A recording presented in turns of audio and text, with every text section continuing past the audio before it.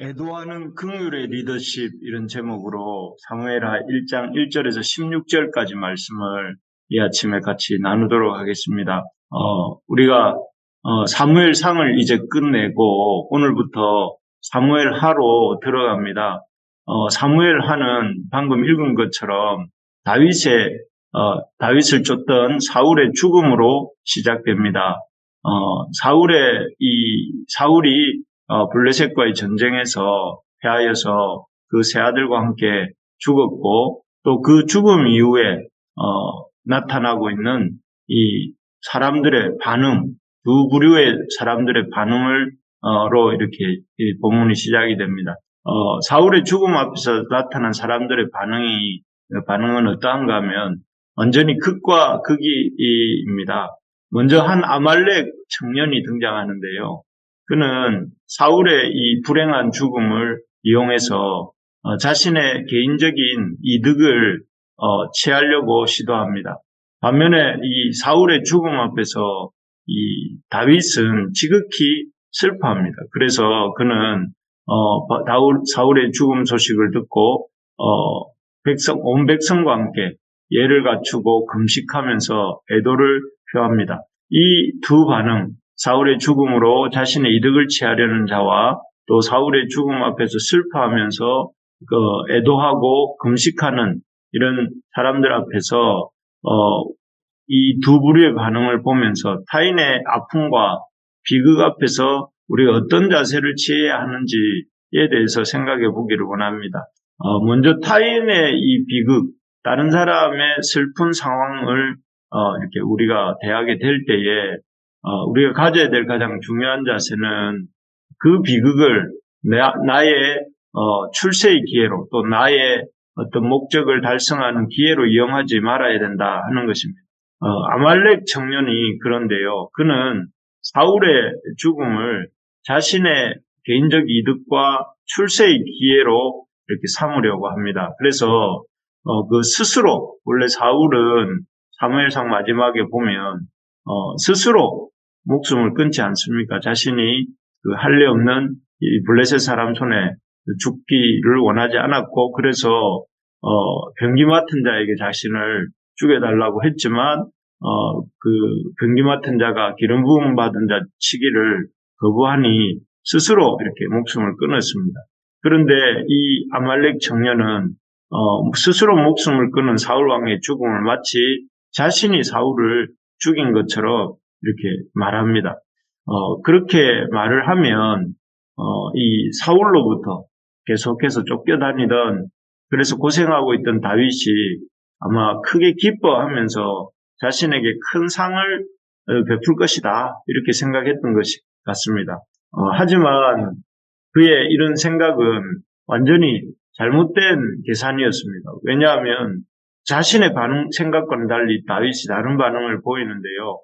아말렉 청년이 사울을 죽였다는 소식을 들은 다윗의 반응은 이 아말렉 청년에게 정말로 그가 사울을 죽였는지 아주 세세히 묻습니다. 그리고 이런 다윗의 질문에 청년은 아주 이렇게 자랑스럽게 자신이 사울을 죽였다고 이렇게 거듭해서 사실이 아닌 말을 하지요.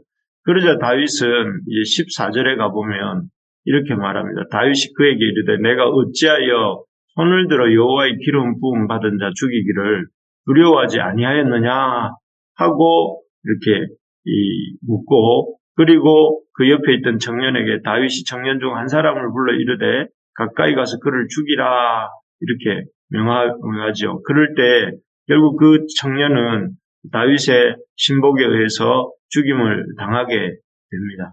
참 이 모습을 보면서 우리가 참으로 다른 사람이 당하고 있는 아픔과 고통을 자신의 어떤 출세의 기회로 삼아서는 안 된다 하는 것을 깨닫게 됩니다.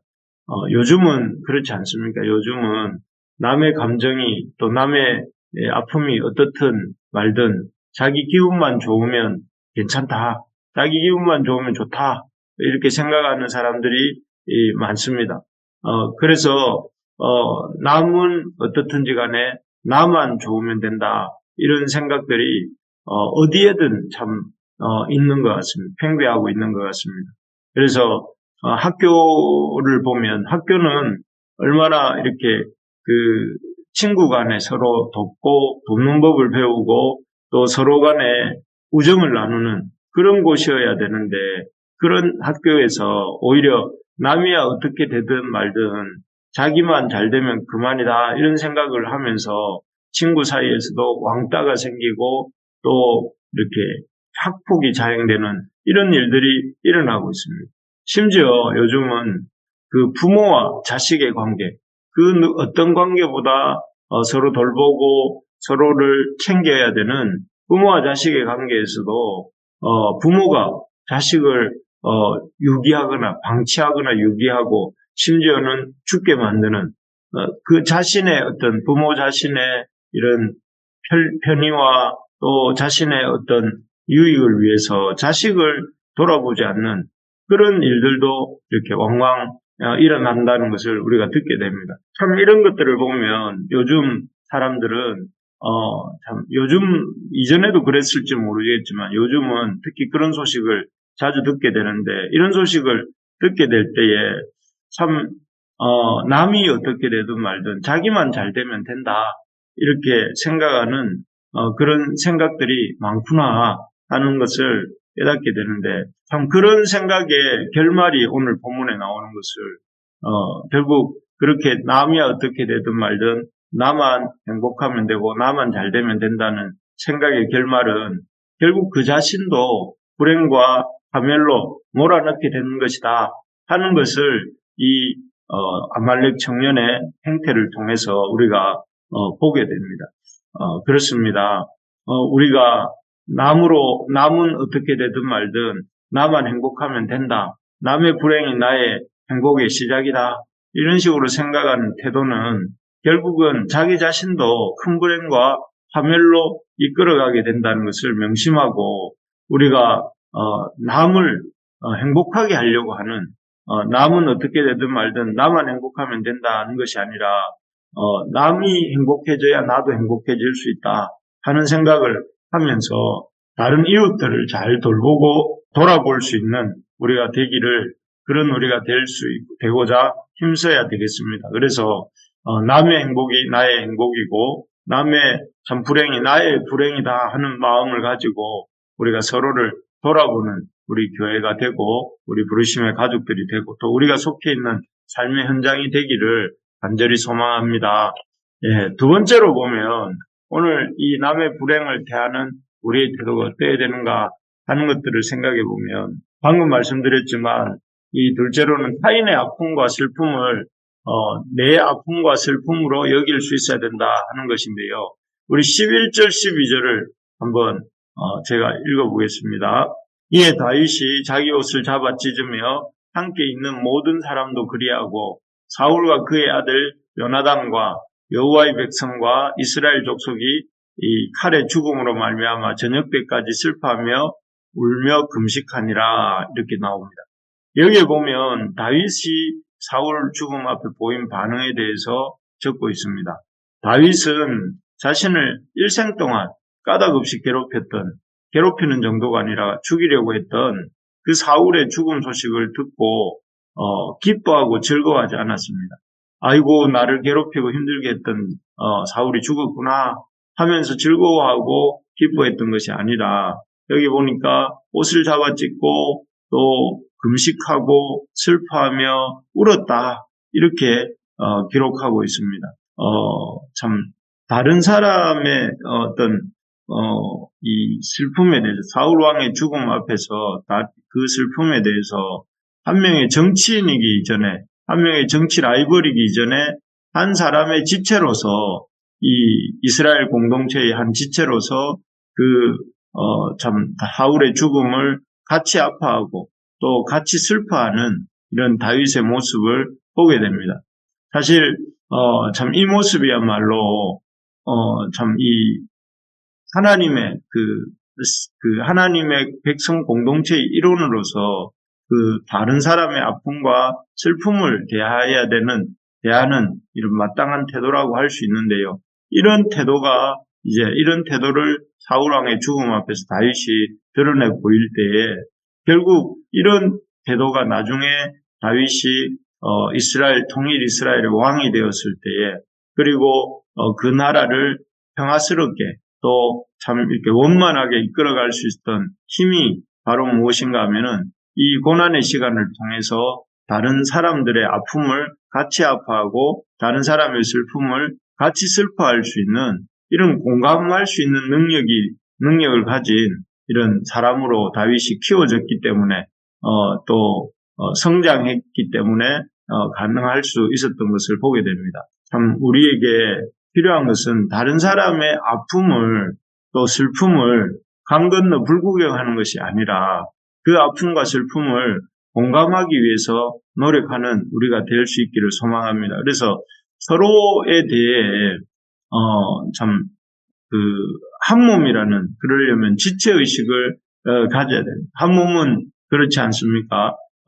참 한쪽이 문제가 생기거나 아프면 그 아픔과 문제는 그 한쪽의 문제로 끝나는 것이 아니라 이 몸에 속한 지체는 그쪽의 아픔이 다른 지체에 영향을 주고 어려움을 주게 되지 않습니까? 마찬가지로 우리가 주님의 한 몸이라는 사실을 이렇게 몸의식을 가질 때에 서로의 아픔이 될 수 있다는 사실을 알고 우리가 서로의 아픔을 아파할 수 있는 우리가 될 수 있기를 바랍니다. 그래서 로마서 12장 14절 15절에 보면 즐거워하는 자들과 함께 즐거워하고 우는 자들과 함께 울라 이렇게 말씀합니다.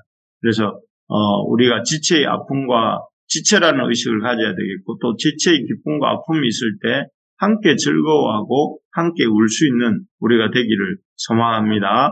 그래서 그 마지막입니다. 우리 참 타인의 아픔을 대하는 자세에 대해서 우리가 이렇게 생각하고 있는데 첫째는 다른 사람의 아픔을 내 개인적인 이득을 취할 기회로 삼지 말라는 것이었고 둘째로는 다른 사람의 아픔과 슬픔을 내 아픔과 슬픔으로 여기고 함께 슬퍼하고 함께 기뻐하라 이런 것이었다면 세 번째로는 이런 다른 사람의 아픔에 대해서 함께 기뻐하고 함께 슬퍼하는 마음을 가지려면 내 옆에 있는 지체를 하나님이